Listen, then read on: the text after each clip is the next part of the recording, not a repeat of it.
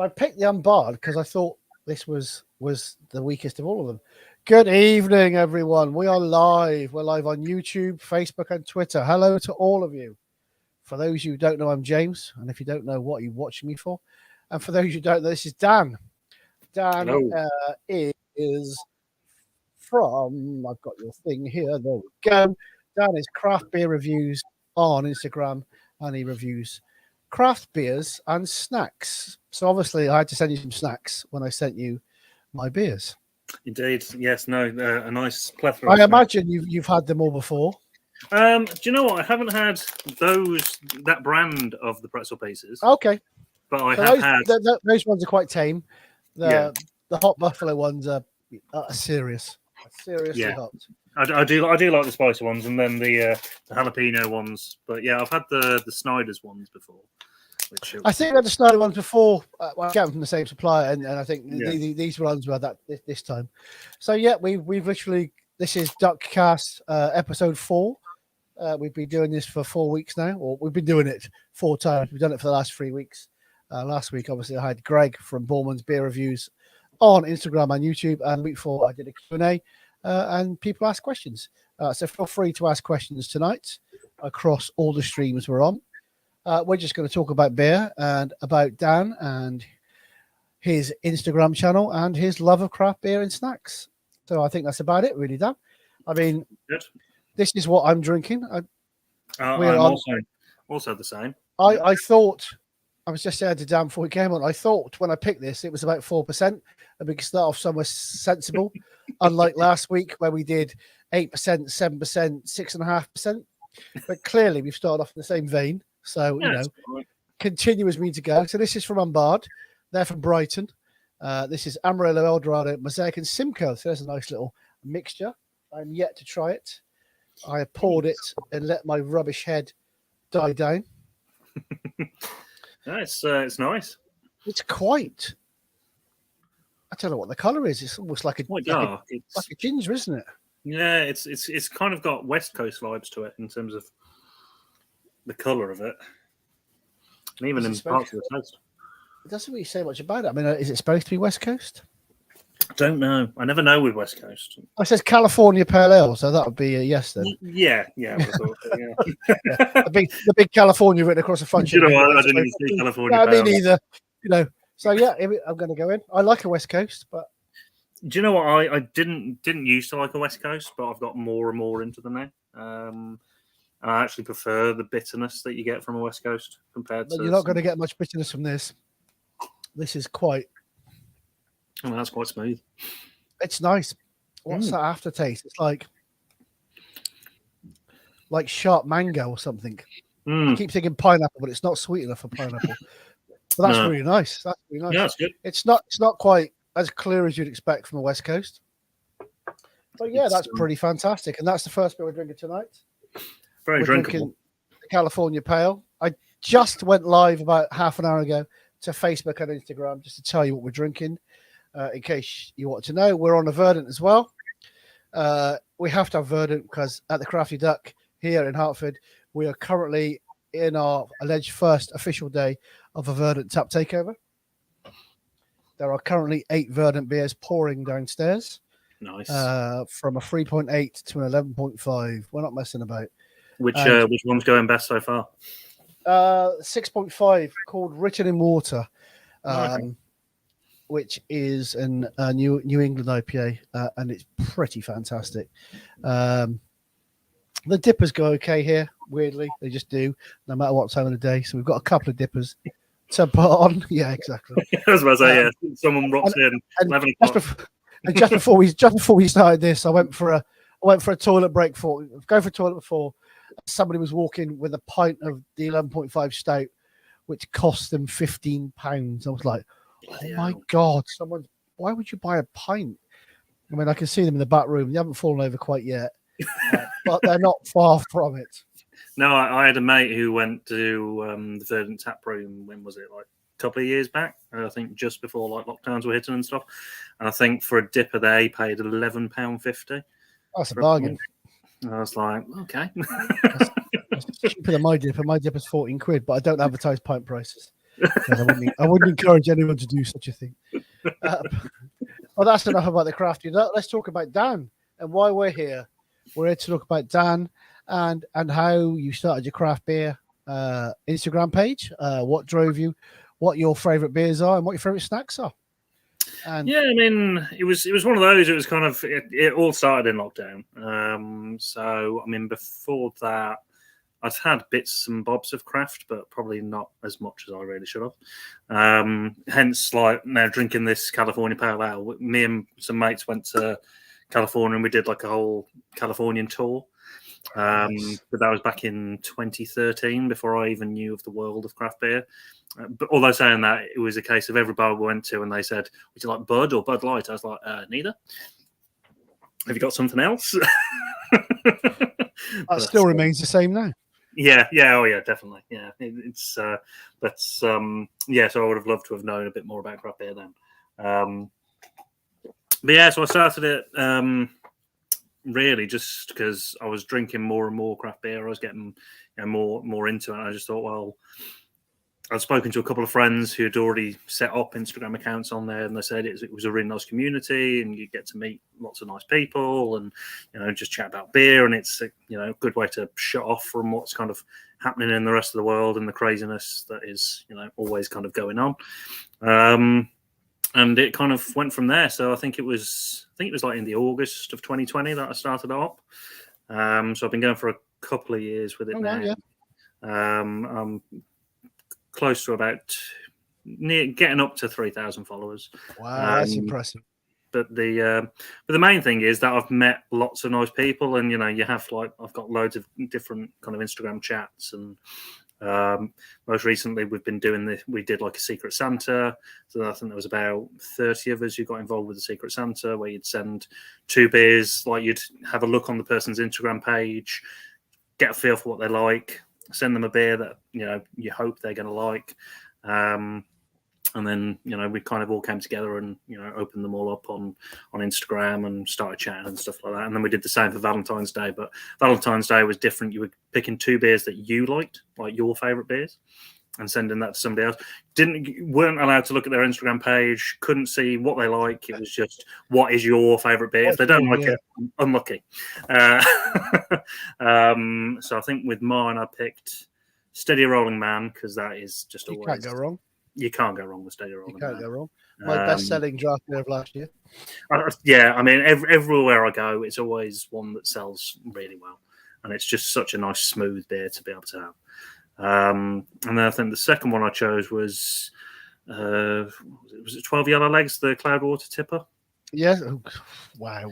So, but yeah, because that's how many legs you think you've got after you've had a Cloudwater Tipper. I must say, yeah, in terms of like favorite breweries and things, Cloudwater's got to be up there. Yeah, we've got 10 tap takeovers planned for this year. They're basically on the last weekends of all the months. I think we don't have one in March or August, but the rest are all filled. And along the way, there's a Cloudwater in there. There's an Overtone. There's Pomona Island. I think Arbor's my next one in April, which I just arranged 16 beers for. But yeah, my favourites are probably Verdant and Cloudwater, and probably Wylam. But Wylam kind of put themselves into mothballs during lockdown, so it was hard to get their beers. I do have 2 barrels of Jakehead hidden in my cellar. So is that your private stash? Is that just for you? No, it will be a private stash when I put it on, and I imagine I'll drink most of it like usual. But yeah, that's probably my favourite beer that I can get all most of the time when there's not a lockdown happening. Is Wylam's Jakehead, just fantastic. We have our first comment from Mersey Beers. Good evening. Waiting for ale after driving straight after work. You're welcome, mate. Thank you for commenting this morning as well. We are drinking the Unbarred, if you have missed the beginning of us, which is very, very nice. Very, very easy as well. For 5.8, that's really, really stoppable.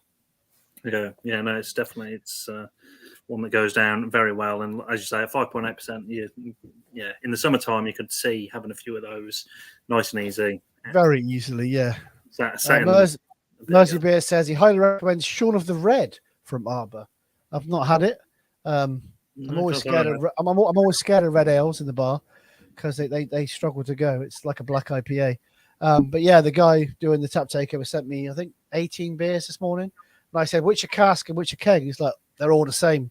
I'm like, oh my God, this could be dangerous. So it's like space hardware on both straight away. So yeah, Arbor should be good. But yeah, at a minute, Verdant's going down amazingly well. And yeah, it should be a good one. So what made you start the channel, not just for beer, but for snacks as well? It was one of those, like, I always like to try and find the perfect pairing with a beer. Because okay, you can maybe have one beer without having a snack, but as soon as you crack open the second beer, you're always going to need something. it's it's just something nice to just pick out and go to. And you get a bit bored with just the same old stuff, just like peanuts or like bog standard sort of salted peanuts or I've got a guy who comes in like probably every fortnight.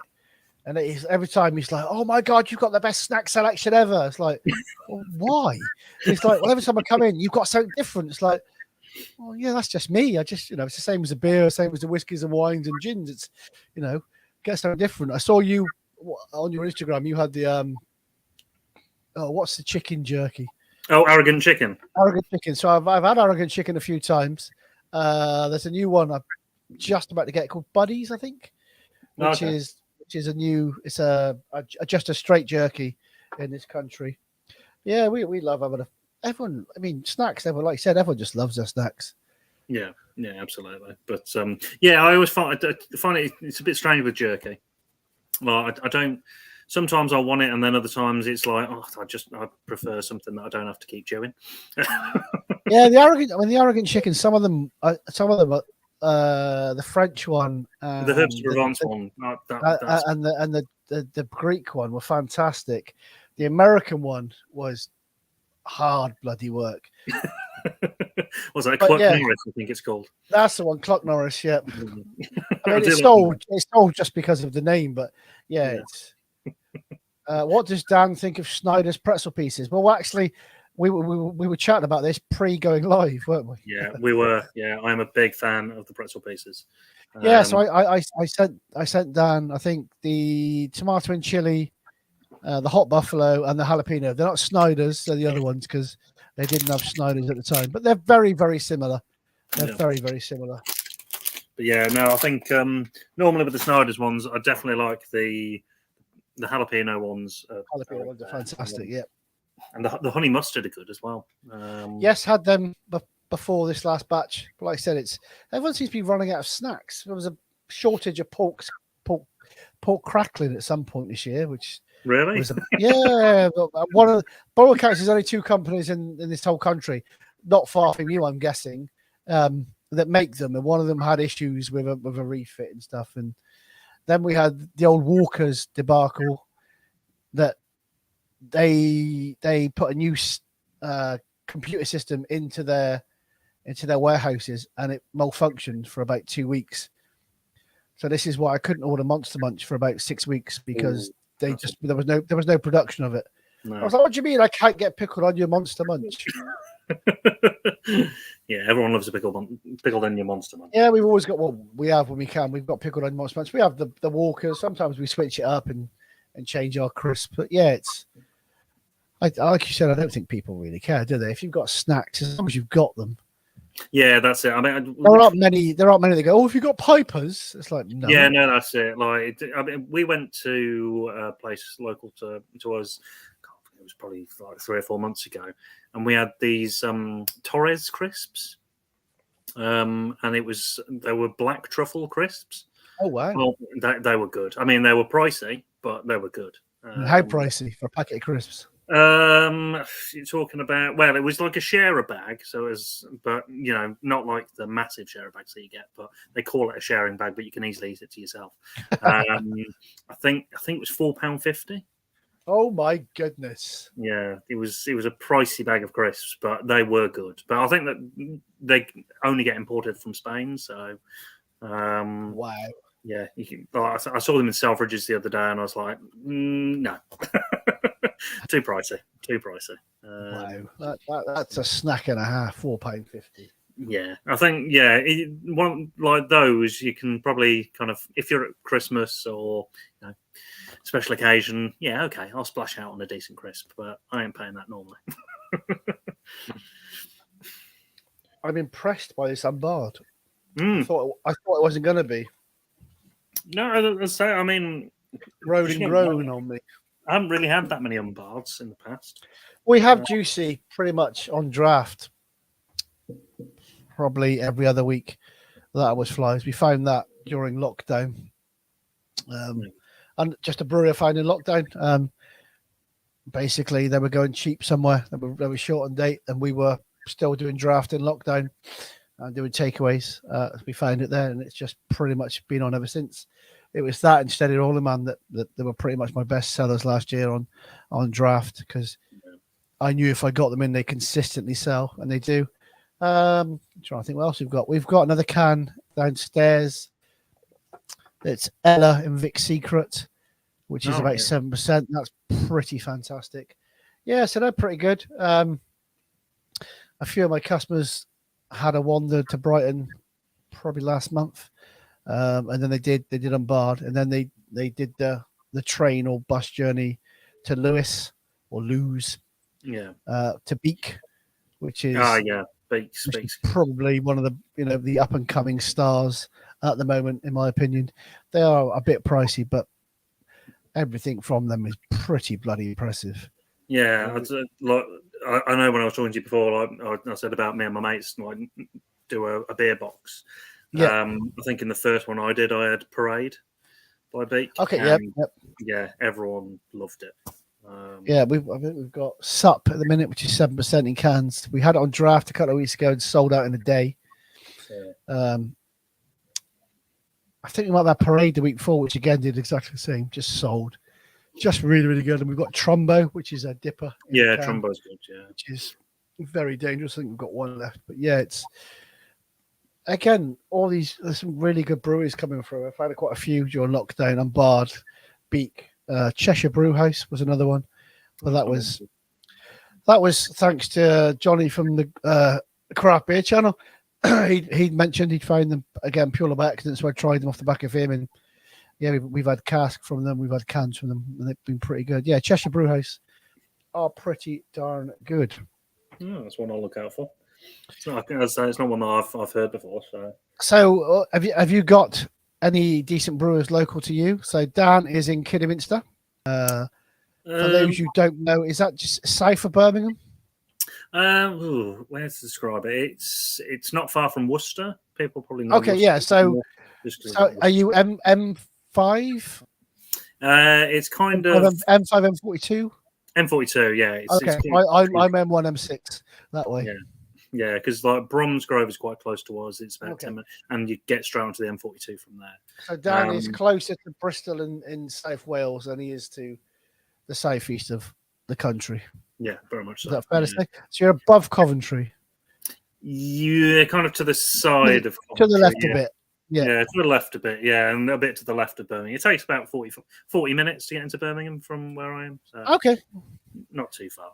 It takes me 40. No, it takes me. I was going to say it takes me 40 minutes to get over the park, but that's a lie. It took me 2 hours on bloody. Yeah, I can imagine it probably takes you a bit long. It gets worse and worse. It really does. I got in the car after kickoff. I sat there for 2 hours. 2 hours to go 1 mile to the M6. Ridiculous. Really? Why do I do it?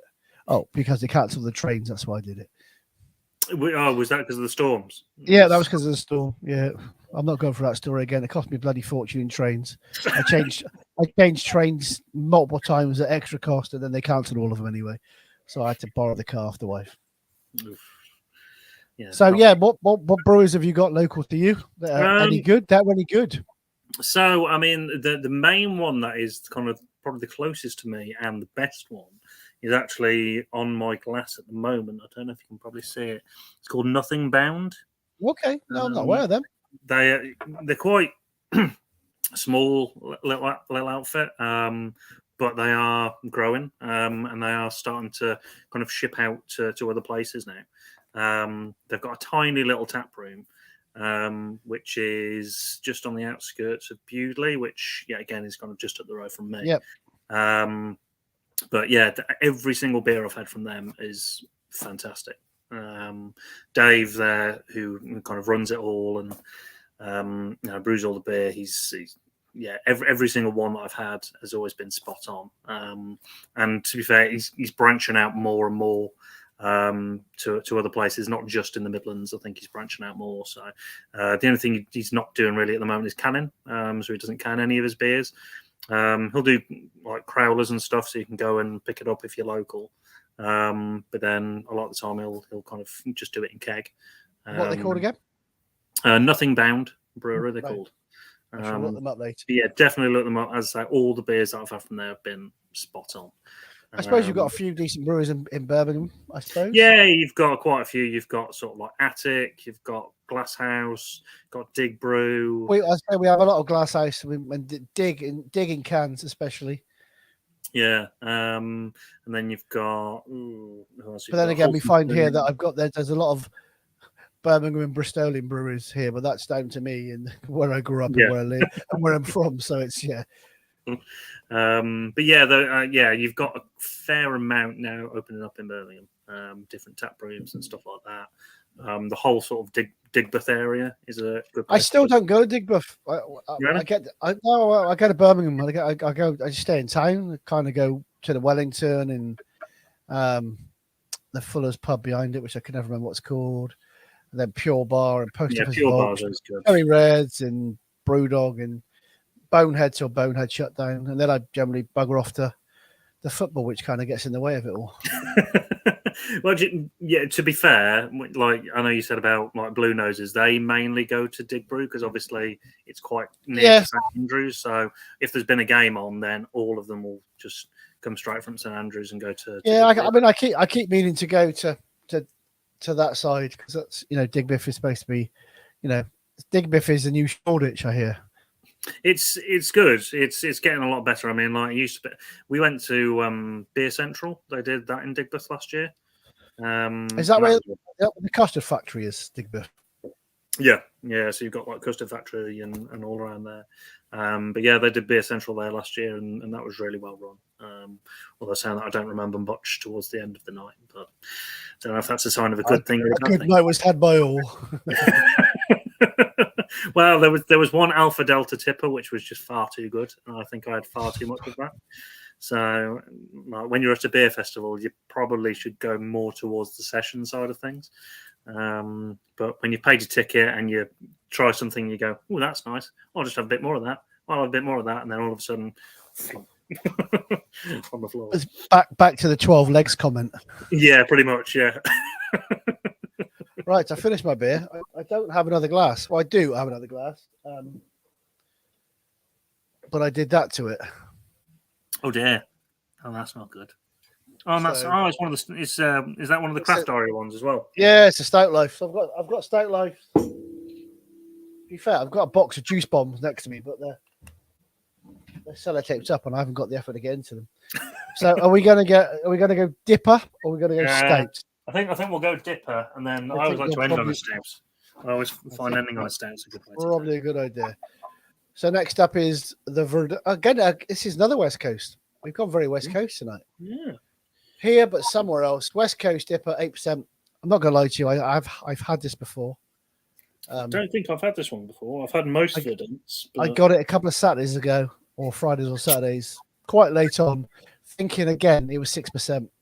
I drank most of it. I got to the end and thought, "Oh, that was a bit good." And then I looked and went, "Oh, bloody hell!"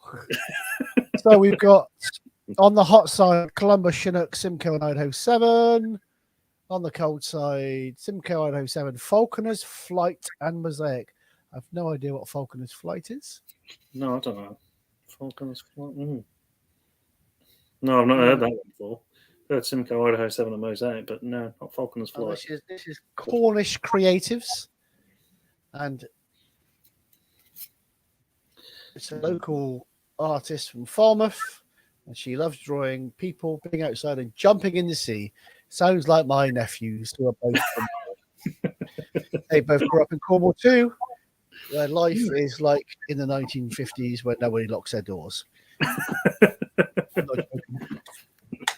So my nephew, I believe, has moved to London this week. I've not heard from him. And I asked him where he was moving. He said, "Oh, Hackney, I think.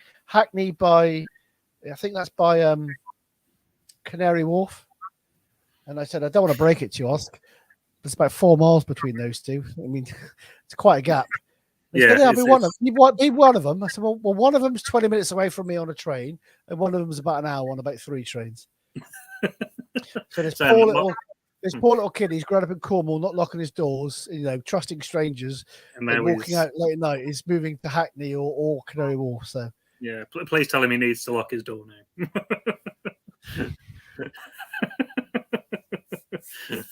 Bless him.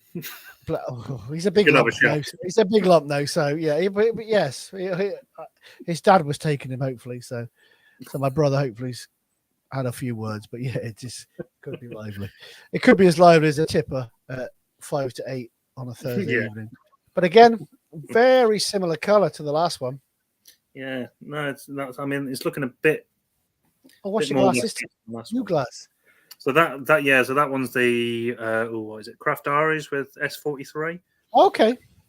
Oh, it's pretty good. Can't remember what it was. It was Hazy River, I think it was, the beer when they did it. But yeah, I mean, the Craft Diaries stuff is always good in terms of his work on the glasses. I seem to remember the beer was good as well, as is this one. That's nice.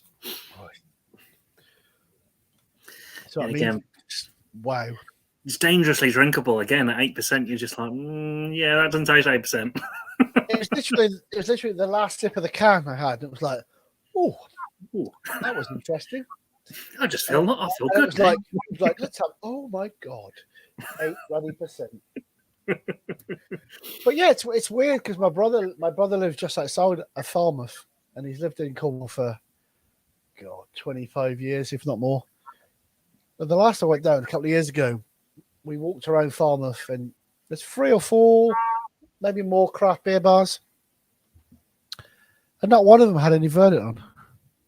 Really? And it was like, where's your Verdant? They were like, oh no, we don't get that. It's like you couldn't get much localer than nah, we don't stock that. It's like, yeah, you got brew by numbers from like 20 miles down the road from me.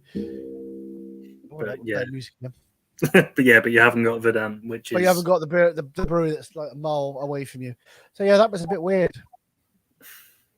Well, we're going to Newquay in Easter for like a week away. So I'm hoping I find a few places around there which are stocking Verdant. I mean, it's only an extra 45 minutes. If that, yeah, it's not far. Yeah, it's not far at all. I would hope they'll have some, but you'd think, wouldn't you? Yeah, but I know they've had falling outs with suppliers over where they put stuff. So a couple of years ago, they were very bothered about where their beer went. I mean, rightfully so. I mean, I know they had a massive falling out with one of my suppliers, who's a middleman, so to speak. Yeah, because they thought all the beer they were supplying them was for Bristol, which is where they wanted it all, and not London. So we're talking 2-3 years ago. I think they probably calmed down a bit now. Yeah. But it's again, you don't want the beer you put your blood and sweat into ended up in a crap bar where no one's drinking it, and when they do, it tastes dreadful. No, that's it. You want to know that it's going to the right place, and people are going to drink it. People are going to enjoy it. Well, they've liked my post and stuff, so they must appreciate that. We're selling it. Yeah, but no, I saw they've announced their sort of like big summer like festival or thing that they do. So the names they've got there, it's ridiculous. It's like hopefully there'll be quite a lot of those this year. I know we had they did Bigfoot last year, didn't they? Yeah. Which again wasn't as big as it usually is, but there were still quite a few people there. But yeah, they've changed the name of Bigfoot this year. Yeah, now international travel is slowly becoming easier. It seems that we might get some of these decent beer festivals in, and I've got a few customers who are off to Copenhagen this year for the Omnipolo. Hopefully, we don't get the same effect as last year, where all the breweries pull out for whatever reasons they pull out. Yeah, I know. Like with the Mikkeller thing, it was. I get it, and I suppose it's like at the moment the heat around BrewDog as well. It's not easy to kind of scatter around that, but Brewdog are a weird one. They just are. I mean, I didn't realise until the other day they'd sold quite a lot of their shares to a private investor. Yeah. I saw that as well. I was like, okay. Someone told me a couple of weeks ago. I was like, no, you're wrong. I don't think they have. Punk. They've got to be, Punk, and that's why they've. I was like, Google. Like, Google says. Yeah, they have. I didn't realise that, and I also didn't realise that James Watt owned about £4 million worth of Heineken shares either. Yeah, considering that he'd always said, "Well, no, stay in Punk." We're not one of them. We're staying away from that and all of that." So, yeah, I don't know. To be fair, Punk was one of the first sort of craft beers I ever had. I had it in my last two pubs, so probably 8 years ago. I had it in a pub a couple hundred yards away from where we are now, and in my other pub 5-6 years ago. Yeah, so it had its place. Yeah, I don't think it does anymore, other than on a supermarket shelf. Yeah, it does tend to be that you see it all over the supermarkets now. Although saying that, the supermarket game is getting better with the craft stuff, I find. I don't go to supermarkets, but I had this chat last week with Greg, and Greg from Bowman's Beer Reviews was very much the supermarkets are up in their game, which is good. I'm still not sure about where they get it from, how long it's sat in a warehouse, how long it's sat on their shelf. No, absolutely. I think, like with me, I'd always rather support a local bottle shop and stuff. But you could say the same about a bottle shop, to be fair. There's a lot of bottle shops I've walked in who've got stuff on their shelving. I don't have anything on shelving. Everything I've got is in the fridge. 50 to 60% of it comes from cold chain anyway. Yeah. But yeah, it's difficult, and you don't want to talk about it too much because you sound more of a beer twat than when you start talking about Brewdog and slugging them off. But yeah, it's what's his name on YouTube? Craft Beer Cascale, whatever his name is. He's done quite a few. All he does is supermarket beers, and most of them are okay. But quite often he'll have some, especially in summer, or he'll drink them and go, "This is just not how it should be." This has been sat in a warehouse, sweating for 2 weeks before it's gone into Tesco's, Asda, or etc., and sat on their shelves for 2-3 weeks. Yeah, or sat in the back for an age before they decide, we've got space now, we'll put it on there, and it's like, no. I suppose that's the difference between a 24 pack of Brewdog to a 24 pack of Foster's. I'm sure Foster's will probably taste better sat in the sun for 4 or 5 weeks, but that sounds like an experiment. Well, I'll always remember once, like we had this, like, I think it was like a cricket day or something with like our college, and I went to the bar, and the two options were either warm Guinness or cold Carling. I chose warm Guinness.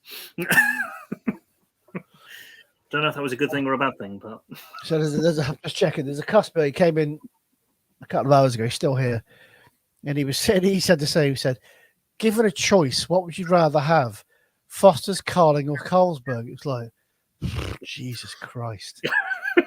It's like Carlsberg. I mean, at least it tastes of something. Carling is it's like someone's pissed in your water. Yeah, it is. Yeah, I mean, I remember with the football going to Barnsley away, and Barnsley away, at that point every other stand had a roof apart from the away stand. The day that we went, it was a thunderstorm. Yep. And the only toilet reminds me of Cambridge United. Same again there. 3 stands, not on the away end. Yeah, and the only toilet they had was yet again open air, and it wasn't even a toilet. It was literally you walk in and there's a pipe on the floor. Yep. And I've walked into places that's just been a wall. Yeah. With a hole in the floor. It's like, okay, yeah, no, that's fine. But I was thinking, aren't you glad us football fans get treated so well? Oh yeah. But I thought, as it trickled down, is there like someone catching it for Carling, like underneath? I don't know. No, it's got too much flavour. we had it. I probably shouldn't say it. We had a couple of guys come in. Oh, when was it? It was an evening. It was a midweek evening last week, and they came in, The one guy said, "Can I have a pot of cider?" Which is again odd in here, but part of it. And he said, "I don't like beer." I said, "Okay, well, I've got lager. No, I don't like lager. Have you got anything like Budweiser or Heineken?" Okay. Last time I checked, that was a lager. I gave him Hickey the Rake from Wylam. Oh, yeah. So 4%-ish pale ale, bit of lemon. He took a sip, put it down. He went, "There's too much going on there." I was like, "Wow, what really?" So I mean, he had a half of Lost and Grounded Hell's. I'm not sure he enjoyed that either. And it's kind of, again, it's why are you two in here? Yeah, we've got 13 pumps. One is lager, one is cider, the rest are beer. It's quite clear what we are. There's a Wetherspoons down the road. If you want to go and have something, sadly, there is on the same side of the road as well. There you go. Just say, right. So if you walk out 100 yards down there, there's your crap beer. Enjoy. If you got anything like Budweiser, tap water. You should have gone to California when I did. Could have had all the Bud and Bud Light in the world. Well, if you go to Wetherspoons, you can have all the Bud Light he wants for $1.99 a pint. Oh dear, or a pint of Ruddles. Oh my goodness! my ex-employee is Green King. So I worked for Green King. I worked for Green King for 10 years and Wetherspoons for 5 years prior to that. So, really? Oh yeah, I worked for all the big boys, all the good ones. My dad worked for Banks's for 20 odd years. Okay, well, but his main thing was like going around the pubs and clubs. My granddad was an area manager for Whitbread when I was a kid. I remember his Whitbread van he used to have. Yeah. So it's his fault that I do. It's his fault that I do this now. Well, I mean, my dad didn't kind of get me down that sort of route, but he did give me tales which, every single night sounded like he'd been in an episode of Phoenix Nights or something. I've been in plenty of pubs that are very much like Phoenix Nights. Yeah. Including pouring cans behind the bar pretending it's drafts. Like, yeah. I'm not blind.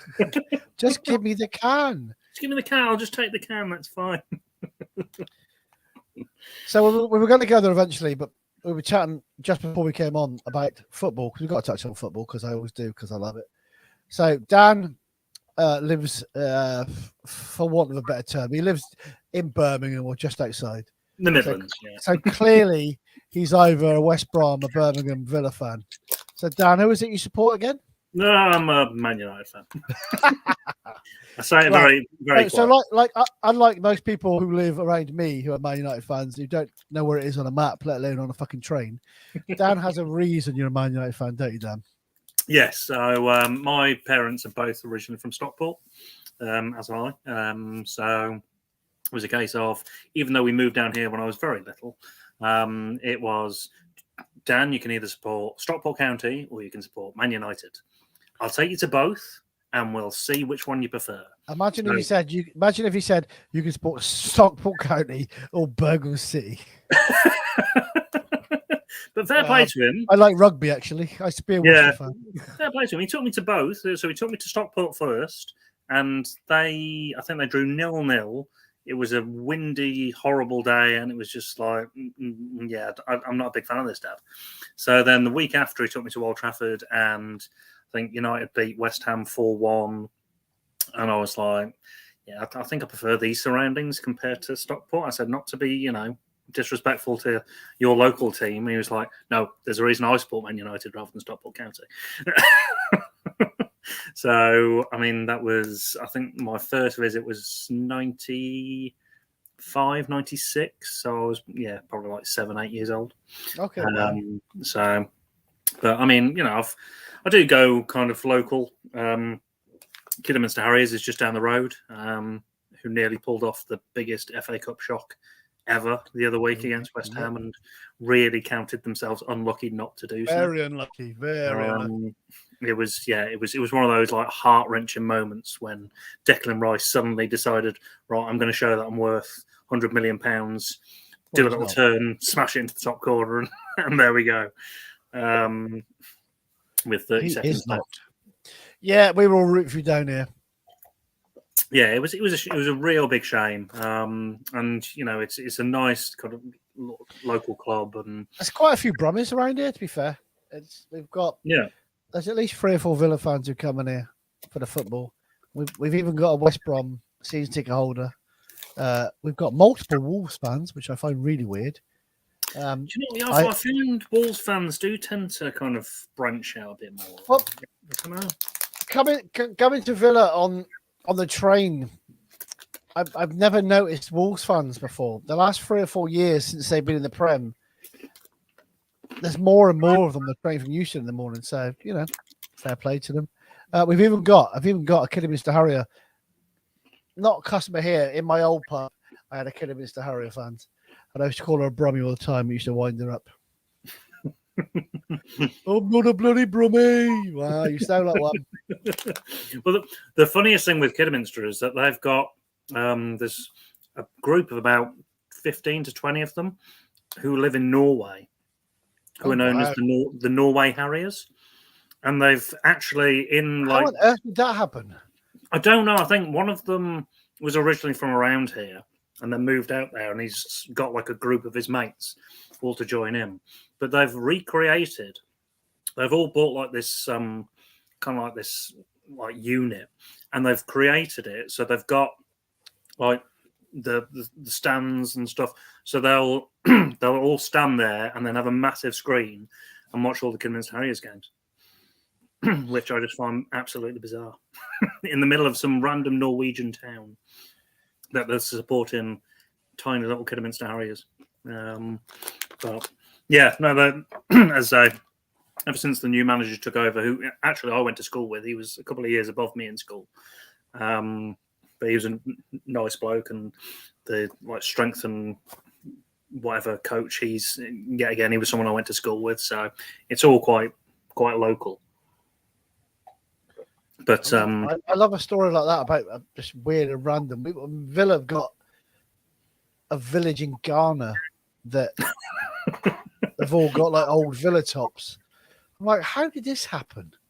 But did you have UNICEF or someone like that is literally taking some clothes over, and one of them's got a villa top and clearly gone, what is this? And yeah, did you have a player from Ghana?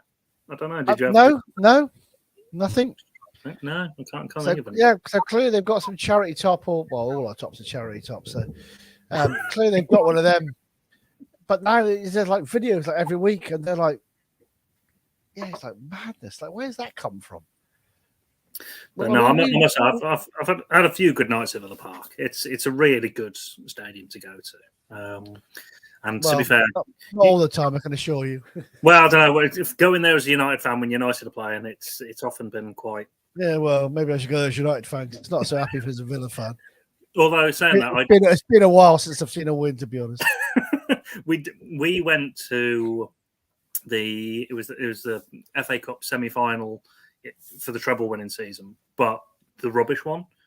So we went to the 0-0 first game, and then the replay we couldn't go to. I can't remember what. I think we were going to a gig or something, so we couldn't go. So we went to that first one, which was an awful game, and then missed out on probably one of the greatest FA Cup games. Was that the Ryan Giggs goal? Yeah. The one that waved his top. Yeah, with his waving it off and, his rug on his chest and all that. And Schmeichel saving that penalty in the last minute and going, "Wah!" And then someone coming over to hug him and then pushing him onto the side and say, "Get off, mate, get off." Yeah, he played for us as well. Yeah, and do you know what? I read his book recently. It was really interesting. I didn't realise just in terms of like when he left United, he didn't actually want to leave United, but he'd already said he was going to leave like halfway through that treble-winning season, and then he went to Sporting Lisbon, and then bought himself out of his contract at Sporting Lisbon in order to come back to Man United. But Fergie phoned him and said, "No, we've decided to buy Barthez instead. Sorry." Wow! And then he had to find a different club. Yeah, he scored for us. Scored for us at Everton.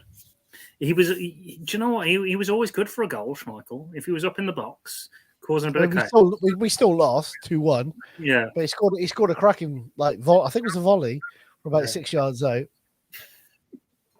but no, he was always good for a cheeky goal now and again. But So yeah, before we were live, we had this conversation about how is a guy who lives outside of Birmingham a Man United fan, and Dan kind of said, "How's a bloke who lives where you are, a Villa fan?" Which is a fair enough point. For those who don't know, I was born in Birmingham. I moved to Bristol when I was 3. Don't tell anyone, but most of my teenage years I was a Bristol City fan because it was 20-minute walk from where I live. And in 1988, so I'd have been 15. Dad took me to Villa versus Everton, and we won 2-0. A goal from David Platt and a volley on the 8-yard box from Tony Daly was my first Villa game at Villa Park. I'd been to see them in a testimonial game in Bristol in 1984, but I was 11 and didn't care less. So yeah, that's my story, and I'm a season ticket holder. I don't go to every game because that's just insane. I've got one so I can go whenever I want. I sadly went against Watford last Saturday. I shan't be going against Southampton next week. But then I'm taking my nephew, who's an Arsenal fan, to Villa Arsenal on the 19th, and he wants me to take him where I sit. And I said, if you go where I sit, you need to keep your gob shut. You can't make any movements if Arsenal score. And he went, yeah, I'll do what I want. And even if mum and dad were going, no, I don't. Yeah, not where I sit. Where do you sit, Uncle Bob? Because that's what he calls me. And it's like, I can protect you for so much, but I sit at the top of the whole end. There's only one. There's only one row behind me, and we don't sit down. We stand up, and we don't not sing. So maybe we should sit somewhere else. Yeah, I promised that. I bought him that for his birthday, so that's him done. Have to learn some Villa songs if he's going to sit at the top of the whole tent. God, can you imagine? His mother would kill me. But the weird thing is, he goes on about Arsenal. I said to him, I saw him on Sunday, and I said, "You realise you've been to Villa Park more than you've ever been to the Emirates?" And he just looked at me and went, "It's true. I've got a picture of you in a Villa top outside of Villa Park, so you know." This beer is doing the same as it did last time. It's beautiful.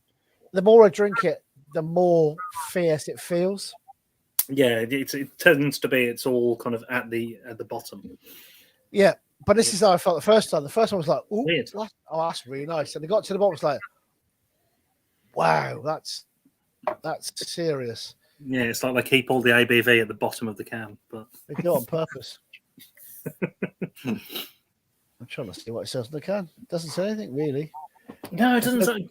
Verdant never normally say. A few of them don't, but at least they put the hops. That's the one thing that annoys me when people don't put what the hops are. Yeah, and I've got to look for them. So Clydewater do that a lot. They're 50-50 with whether the hops are on the front or whether they're not there at all. Yeah, I know Clydewater at the moment. They're favouring a lot of the New Zealand hops. Tends to be. I think they've calmed down a bit. They went very New Zealand a year or so ago. They had like that series, didn't they? I'm not a massive New Zealand hop fan. It's earthy and grassy, and sometimes it's just too much. But we've got one downstairs, and I can't think what it's called. It's called something like a pump house on a little reservoir in some blah blah. Yes, blah. I know. Yeah, they do something weird. It's like what Watika and El Dorado. Yeah. That is absolutely outstanding. Actually, I think I said it to you. Yeah. It may well be one of the beers I sent you. That's one of my favorites at the moment. Yeah. That is pretty fantastic. Yeah, I go through phases of different ones, and like, you know, favouring different styles as well. So, I mean, dippers I do like a lot of at the moment. I love a dipper. But I must say, one of the best beers I had towards the back end of last year was it was a quad IPA from Polly's. Jesus Christ! It was 13%. It was 13 legs. Well, it was called "This Never Happened." Which, yeah, basically, I don't remember this. When you've had the beer, you're like, yeah, no, I don't really remember. But it was so good. I know some people say like the higher strength you go, the sweeter it gets, and things like that. But this was the perfect sort of balance, and it didn't have that sort of hot burn that some of them can sometimes have, and things like that. It was just it was so drinkable. I did a stock count today with a new. I just call him member of staff. He's not a supervisor or a manager. He's just bloody good. And we found purely by accident a can of Cloudwater's The Realist, which is their tipper. Yeah, that is bloody fantastic. And my moan about tippers is the same as what you just said. They get too sweet, and I haven't got a sweet tooth, which is why I like a West Coast, because it's got that bitter, piney taste to it. But The Realist is just out bloody standing. The Cloudwater 7th birthday ones that I've got out at the moment are really good. A few people have said that to me, that they've been pretty fantastic. Yeah. And I've got the stout to have on the weekend, I think, I think they say it's a mix between the My Continuous Improvement and another one.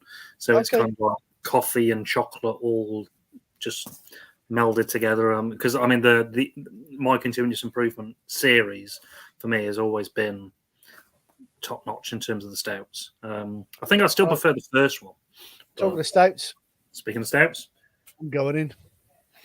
So for those who don't know, this is City of Cake. My camera, I can't work out. It's a chocolate fudge cake stout.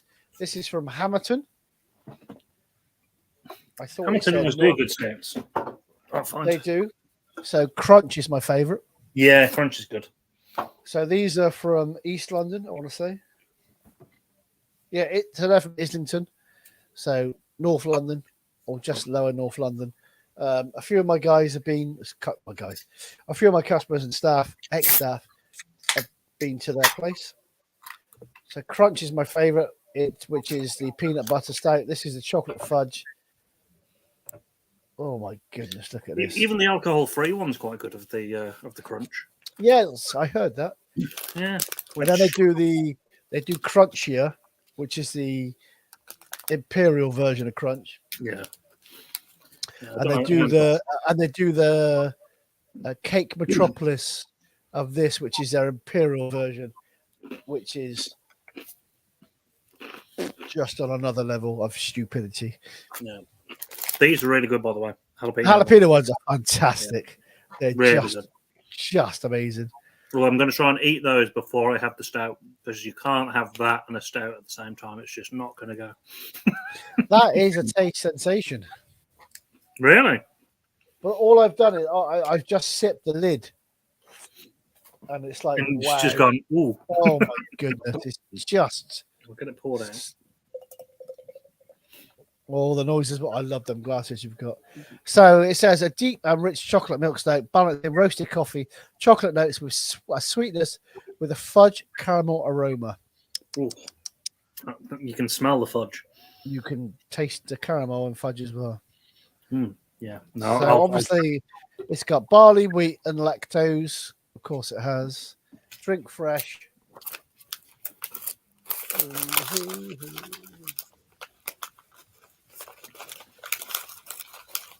I've no idea what any of that says underneath, other than it just says best before.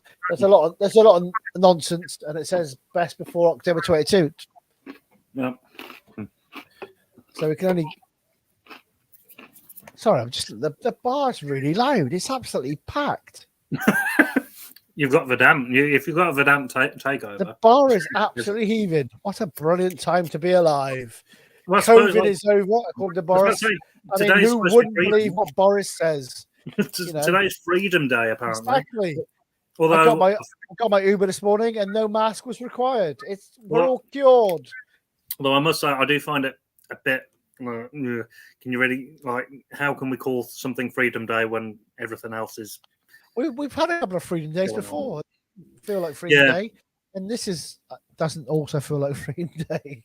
Well, I suppose there's bigger news stories. I'm looking downstairs, and it looks like Freedom Day. One of the cameras gone out, which worries me. Maybe people have too much freedom in the back room. So as you can see, I've run bars and worked in pub for 25 years. So clearly I can't pour a bloody beer. These glasses. Well, to be fair, mine didn't pour. Mine didn't pour with a massive head as well. I'm onto the Teku style glass, which has got my little moniker on. I tried to steal your monocle from Instagram, but Instagram you can't steal anything. No. I should have asked you really. No, I want it for the thumbnail. But no, it's quite. I think there was a guy who does like etchings.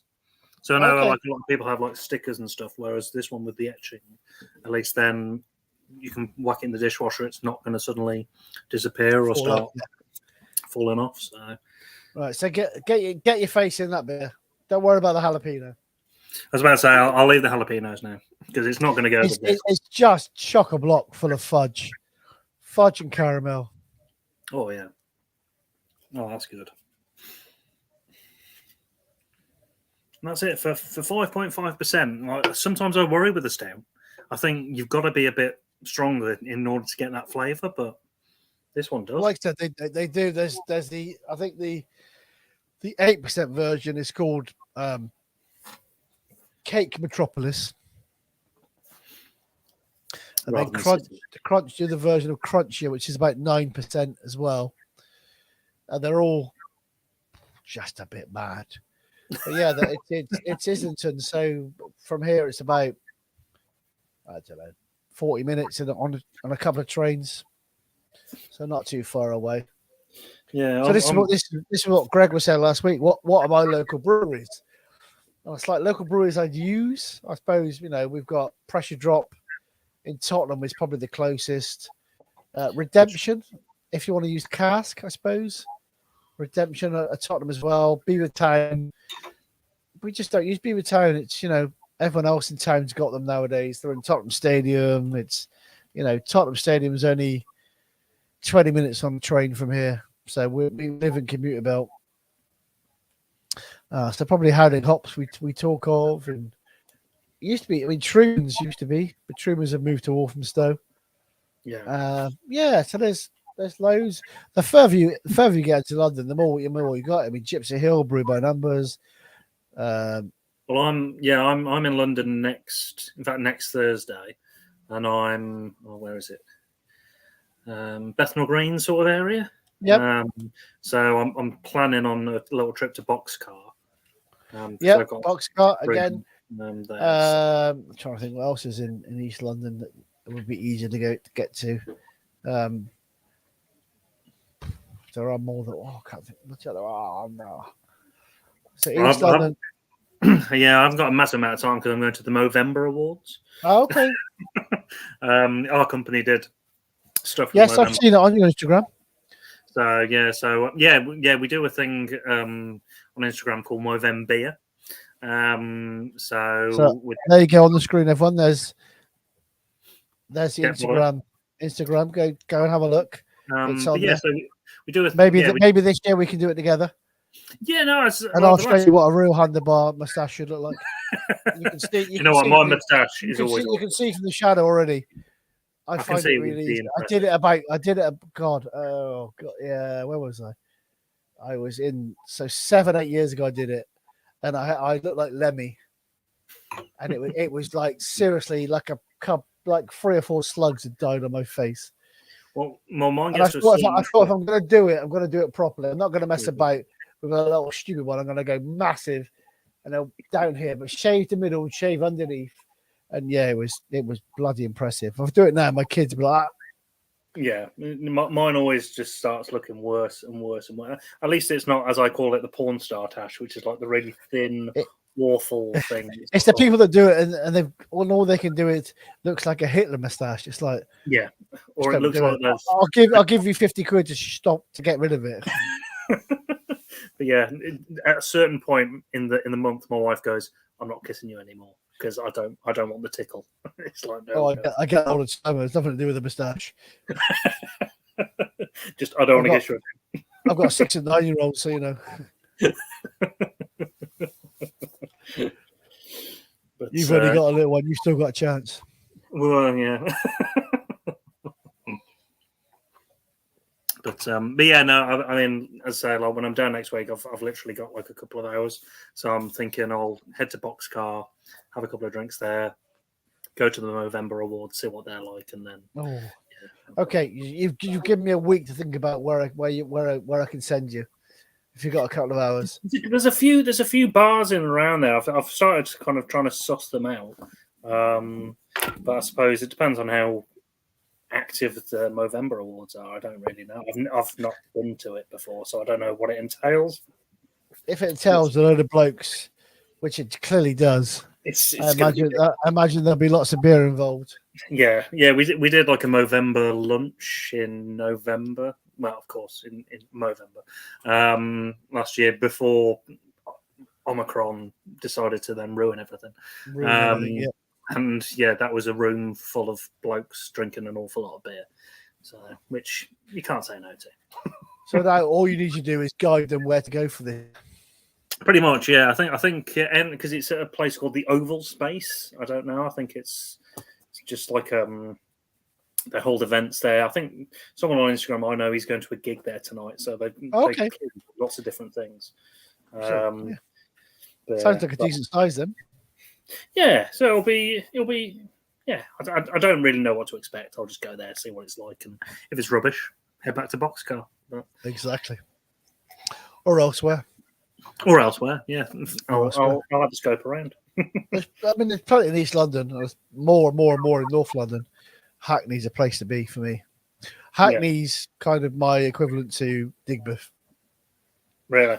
Yeah. So that's Hackney and Hackney Wick. That's where to me, that's my place to go. But it's fairly easy to me. It's 25 minutes on a train. I mean, the train takes forever. It's like the train you get from Marylebone to Moore Park that takes 3 hours and stops everywhere. It stops at Sutton Coldfield and, the next stop or the next. It's like, for God's sake, hurry up. That's what the train from here to Hackney Wick is like. It's like, hurry up. It's like about 20 minutes. But yeah, Hackney and Hackney Wick are superb. There's the experiment in Hackney, which is Pressure Drops and Verdant's bar. I do love Pressure Drops. It's not open all the time. But the thing is, everyone goes there for Verdant and ends up finishing on Pressure Drop because their beers are just as good, but don't get anywhere near enough recognition. I think one of my favourite beers ever, in terms of like just, a nice, easily drinkable beer, is from Pressure Up. I think it's Understanding Whole Systems. Okay. And they tend to do it every year, and it's so good. It's 7.2%, but you can't feel that it's 7.2%. But the taste of it's just unbelievable. We shifted a load of Pressure Up here because it's local. But Pale Fireflies. I'm trying to think. We've had Journeyman, Lorikeet lately. But just everything just goes. I think Bosco is out at the moment. So Bosco is one of the first beers we had here during lockdown during pop-up 3 years ago. And it was one of the first beers I got really, really drunk on here. And I pretty much drunk most of a 20-litre barrel across the weekend. And customers like, where's the Bosco? It's like, there's no Bosco to here. It's all there. It's a bit. And they were like, coming next day, it's like, are you all right? It's like, I'm all right. We're like, where's the Bosco? It's like, I don't know, mate. Someone must have drunk it all. It's clearly going down really well. It was you. It's like, yeah, that might have been the case. I'll get another barrel next week. And I promise I won't drink it all.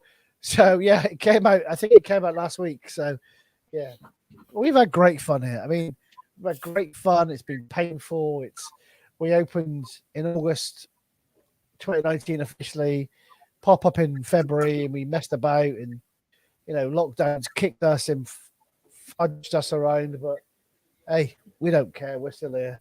And that's all. That's all I say all the time is just get out there and support your local independent bloody bottle shop and bar because, we've had it like crap for years. Green King and Stonegate and all these bastards, they don't need it. They've got millions in the bank and being shut for 2 years hasn't even made a bat on their blotting paper. So, yeah, that's all I've got to say on that. I would like to thank Dan for joining me tonight. My pleasure. Drinking the beers with us. We've drank City Cake. We've drank the Verdant Dipper, West Coast Dipper. We went West Coast tonight without realizing, and we drank Very the bar. Unbarred California, which clearly is the West Coast. Which, if you watch this from the beginning, we didn't realize. We drank those. They're all available at the craftydark.co.uk. Free plug. But don't forget that tonight we're with Dan, and this is Dan's Instagram channel. Dan is a craft beer and a snack reviewer. Please go and look at his page. Like it, follow him, comment. This is all the stuff that we like. Follow me on Facebook, YouTube, Twitter, all of the other ones. Other than that, I say thanks to Dan for coming on tonight. He's been Dan. James. I've been James. This has been Duckcast episode 4, and we'll see you next week. Cheers, guys.